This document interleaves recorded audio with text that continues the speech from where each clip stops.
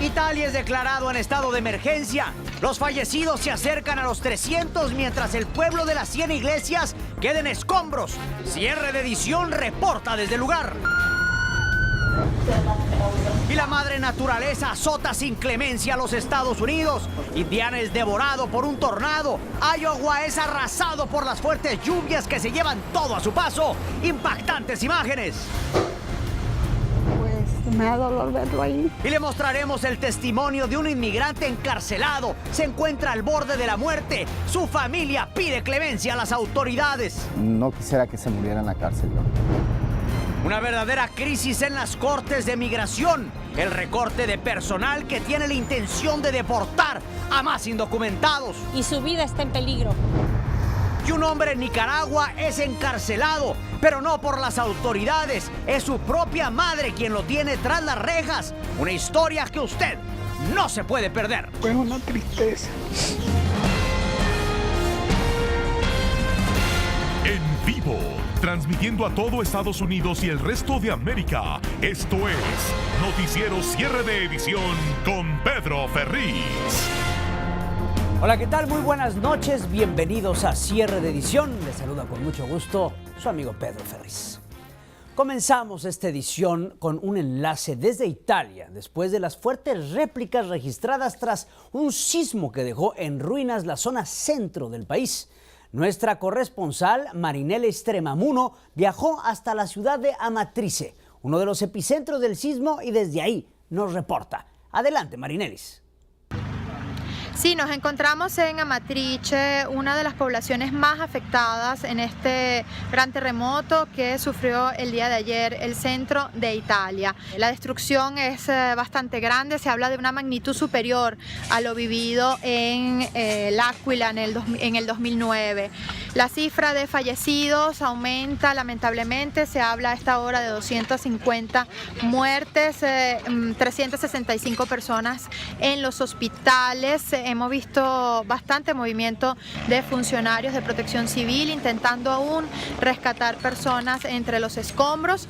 En la parte a mi espalda pueden ver una estructura que era la iglesia de San Francesco, que es uno de los tesoros arquitectónicos que se han perdido en este terrible terremoto. Es uno de los 96 tesoros arquitectónicos que lamentablemente ha perdido el centro de Italia con este gran movimiento telúrico. A esta hora siguen trabajando los funcionarios de protección civil. Hay esperanza de que aún se pueda encontrar alguna persona con vida. La situación de verdad es bien delicada, se siguen sintiendo réplicas, se habla a esta hora de más de 700 réplicas, las hemos vivido aquí en el lugar, incluso un puente que se encuentra cerca del pueblo lamentablemente se ha derrumbado y ha limitado el movimiento para entrar y salir de Amatrice. Esta es la situación en este momento. Nosotros regresamos a los estudios. Aquí en los Estados Unidos, el mal clima continúa causando grandes estragos en estados como Iowa e Indiana. Miles viven momentos de agonía entre inundaciones por un lado y tornados por el otro. Vamos con Abel Álvarez, el informe.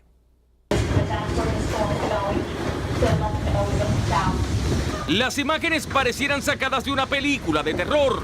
Ante la triste mirada de sus dueños, varias casas móviles son arrastradas por el agua debido a las inundaciones en el estado de Iowa. Nada se puede hacer. Una semana de intensas tormentas. Este vecindario quedó bajo el agua. Una persona murió al quedar atrapada dentro de uno de los vehículos. A unas cientos de millas de aquí, en la ciudad de Kokomo, Indianápolis, se vivía una agonía similar. Joe Garner logró llegar a su vecindario. La zona estaba irreconocible y de su casa solo quedaban los restos. Asegura que solo sacará un par de cosas y será un hotel con su familia a esperar a que llegue la ayuda. Él no es el único. Casi todos sus vecinos lo perdieron todo.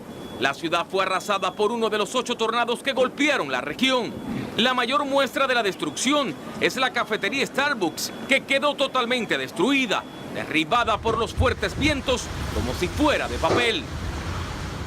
El gobernador del estado y candidato republicano a la vicepresidencia, Mike Pence, interrumpió un viaje con su compañero de fórmula, Donald Trump, y regresó a Indiana para iniciar las labores de reconstrucción. Pence aseguró que se emitieron advertencias de tornado en 27 condados, en los que hasta ahora se reportan 12 personas heridas. Soy Abel Álvarez, cierre de edición. Y Donald Trump parece ser que ya se dio cuenta que con insultos no va a llegar a ser presidente. Ahora nos quiere ganar con un supuesto plan migratorio justo. Sin embargo, eligió la cuna del racismo, la cuna del odio de los Estados Unidos para hacer este anuncio. El estado de Arizona, nada más, hogar del sheriff Joe Arpaio y la exgobernadora Jan Brewer. Pero dejemos que Hilda Gutiérrez nos diga qué hay detrás de su plan. Donald Trump le promete una vida mejor y más digna a los indocumentados, tratando de suavizar aún más la postura que durante meses lo ha caracterizado. Ya no habla de deportaciones masivas y su mensaje de odio. Ahora habla de un camino viable para los inmigrantes, aunque su propuesta no incluiría un camino a la ciudadanía y tampoco se trataría de una amnistía. No citizenship. No citizenship. Pero un dato curioso es el lugar donde este 31 de agosto presente esta propuesta. Se trata de Arizona, considerado como el estado más antiinmigrante del país, por ser ahí donde el sheriff Joe Arpaio le hace la vida imposible a los indocumentados y donde la gobernadora Jan Brewer firmó la infame SB 1070 que criminalizaba a los inmigrantes. Para muchos es un discurso modificado, aunque mantiene su decisión de construir su famoso muro en la frontera con México. El gran problema para Trump es que los mensajes incendiarios que durante meses propagó su campaña ahora le pasen factura y no logre quitarse a tiempo la imagen de racista e intolerante que ahora lo amenaza de cara a la Casa Blanca. Hilda Gutiérrez, noticiero, cierre de edición. Por el lado demócrata, Hillary Clinton ya se cansó de tantas acusaciones e insultos de Donald Trump y afirmó en Reno, Nevada, que su rival ha construido una campaña a base de prejuicios y paranoia. Trump insiste en acusarla de usar la Fundación Clinton para favorecer a donantes. La candidata demócrata se defendió y aseguró que es solo una cortina de humo y parodiando el lema de Trump, volver a ser grande América, dijo que lo que busca es volver el odio a América.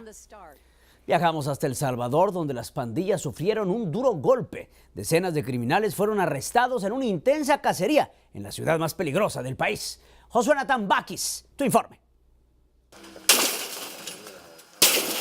Peligrosos pandilleros que se encontraban tranquilamente durmiendo en cantones de Hilo Vasco, El Salvador, jamás se imaginaron que su sueño sería interrumpido por las fuerzas de la policía, que les cayeron sorpresivamente en la madrugada.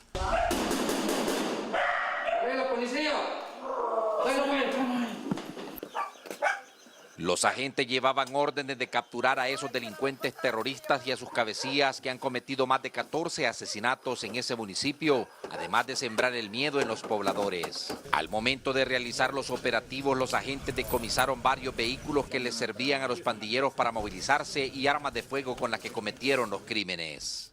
Los vehículos son principalmente el medio para trasladar armas y para cometer hechos delictivos. 65 fueron los maleantes capturados y al retirarlos de las calles, las autoridades esperan que los pobladores dejen de vivir aterrorizados por esos criminales. En El Salvador, Josué Natán Baquis, noticiero cierre de edición.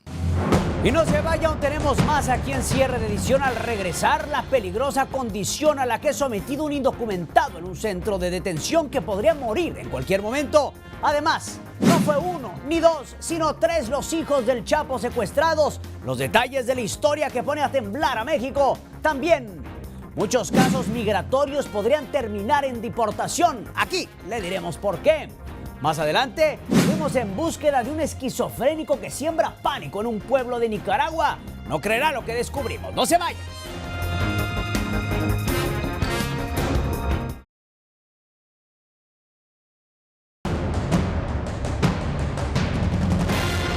Todos los días son un calvario para un inmigrante indocumentado que aguarda la deportación en un centro de detención. La desesperación de su familia los obliga a denunciar las precarias condiciones en las que se encuentra. Romy de Frías habló con ellos. Adelante. Pues me da dolor verlo ahí. Dolor de ver que la salud de su pareja se deteriora en el centro de detención de inmigrantes en Adelanto. Yo pienso que es un milagro que esté allí. José Enrique Arana, de 60 años, necesita un trasplante de riñón desesperadamente, ya que sufre de diabetes y requiere diálisis cada 48 horas para poder sobrevivir. Quisiera tenerlo en mis brazos y darle de comer, porque se está muriendo. Y pues no quisiera que se muriera en la cárcel yo. Quisiera, pues el poquito tiempo que le queda, yo quisiera que a lo mejor se pudiera quedar con nosotros. El padre de 10 hijos ha vivido la mayor parte de su vida en Los Ángeles. Perdió su residencia cuando fue arrestado por drogas y posteriormente deportado en el 2011. Sin dinero para tratamientos, semanas después, ingresó al país donde fue detenido nuevamente. Que miren que ya pagó por sus crímenes, que ya ha pasado mucho tiempo y todo su tiempo que ha estado en la cárcel ha estado enfermo. Ha pensado, ay, cuando salga voy a estar con mis nietos, que los voy a llevar acá, que voy a ir al parque. Es lo que él dice. Pero yo nomás lo oigo porque digo, a lo mejor no va a llegar ese día. Y bueno, José Enrique Arana pidió una extensión para poder apelar su caso ante un juez de inmigración, con la esperanza de una vez más poder abrazar a sus familiares. Esa es toda la información que les tengo. Romy de Frías, Noticiero Cierre de Edición. Y no fue uno, no fueron dos, fueron tres los hijos del Chapo Guzmán que fueron secuestrados en el restaurante La Leche en Puerto Vallarta, Jalisco. Nuevos detalles salen a la luz de este caso que mantuvo en tensión a todo México. Claudia Carrera nos tiene el reportaje. Nuevamente se desata la polémica en México por el secuestro masivo ocurrido en el restaurante La Leche en Puerto Vallarta, debido a las declaraciones de las autoridades, quienes aseguraron que no fueron dos, sino tres los hijos del Chapo Guzmán que fueron privados de su libertad. Las autoridades federales confirmaron que César Guzmán es el tercer hijo del capo. También fue secuestrado el 14 de agosto y al igual que sus dos hermanos, Jesús Alfredo e Iván Archibaldo, fue puesto en libertad casi una semana después tras el pago de un millonario rescate. También revelaron que detrás de este secuestro estaría involucrado Alfredo Beltrán Salazar, el Mochomito, sobrino del Chapo e hijo de Alfredo Beltrán Leiva, alias el Mochomo, quien está preso en Estados Unidos. Sin embargo, esta hipótesis continúa bajo investigación. Se cree que la razón por la que ocurrió este secuestro fue por la lucha que sostienen los Beltrán Leiva con el cartel de Sinaloa por controlar el imperio de las drogas en México y que ha desatado una guerra sanguinaria desde hace varios años. Claudia Carrera, Noticiero Estrella TV. El clima de violencia que se vive en El Salvador, Honduras, Guatemala obliga a los migrantes a usar el tren, conocido como la Bestia, para atravesar México. Pero la política del presidente Enrique Peña Nieto es impedir que lleguen a la frontera con los Estados Unidos. Por esta razón y disfrazado de cambio de concesión, está buscando que el tren desaparezca o sea entregado a otra empresa que pretende hacer aún más difícil su abordaje. Y en el estado de Oaxaca, quienes están frotando las manos felices por la prolongada huelga de la CENTE son los propietarios de escuelas privadas, mientras los centros escolares públicos están totalmente cerrados por esta eterna protesta en contra de la reforma educativa. Las escuelas privadas son la única opción para los padres de familia. En el 2007 las escuelas privadas eran 259, ahora casi el doble, 415. Una clara necesidad de los pequeñines de regresar a las escuelas. Y no se vaya, aún tenemos más aquí en Cierre de Edición. Al regresar, gran confusión en muchas cortes de inmigración. Cientos de casos están en peligro. Aquí le diremos por qué. Además, el megasalto que puso a temblar a varios en medio del mar. No se lo va a creer. Estuvieron a un chapuzón de la muerte. También viajamos hasta un pueblo en Nicaragua para conocer la increíble historia de un loco arrestado por su propia madre. No se vaya.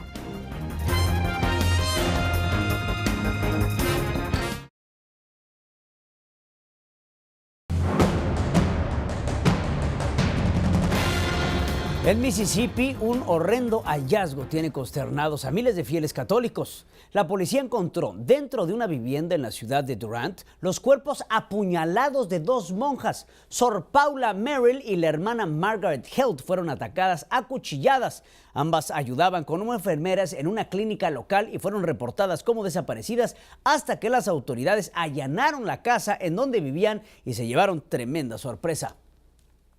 En el norte del continente, en Toronto, Canadá, ocurrió un mortal ataque con flecha. La policía informó que el asesino disparó con una ballesta y mató a 3 personas e hirió a otras 2. El sospechoso fue arrestado en la zona, pero se desconoce su identidad y los motivos que lo impulsaron a cometer esta masacre. En temas migratorios se complican las cosas para miles de latinos. La razón es muy simple. No hablan inglés y las cortes despidieron a gran parte de sus intérpretes. Imagine usted no entender nada y aún estar siendo acusado sin la capacidad de defenderse. Nuestro corresponsal en Los Ángeles, José Ábalos, palpó esta desesperación. Adelante.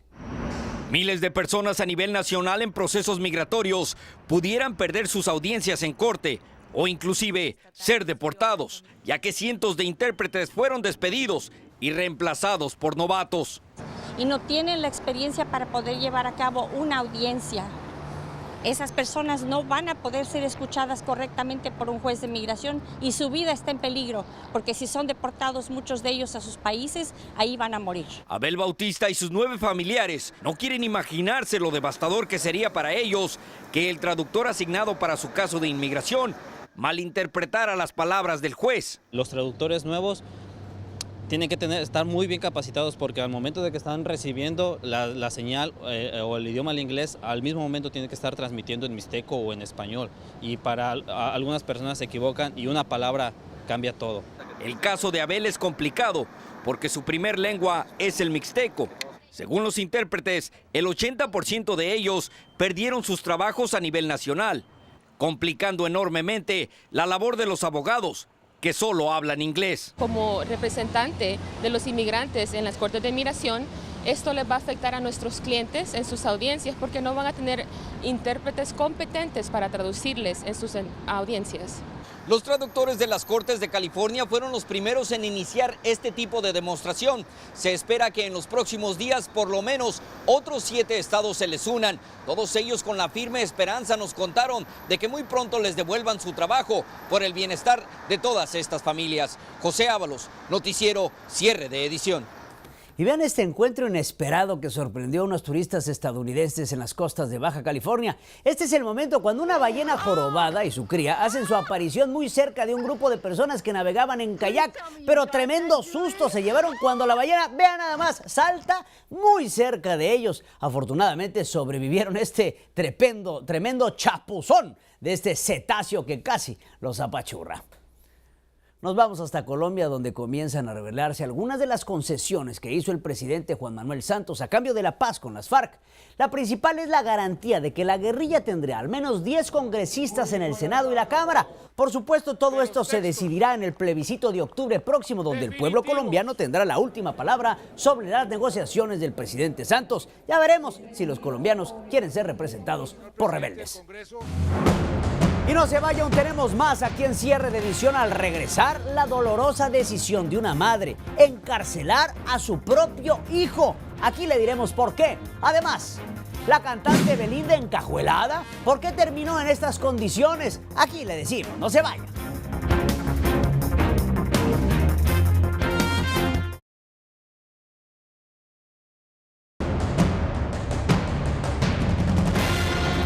Una madre sufre todos los días por ver a su hijo encarcelado en una cárcel en Nicaragua. Pero lo que muchos no saben es que la prisión es de ella. La madre asegura que por el bien del pueblo lo tiene que hacer.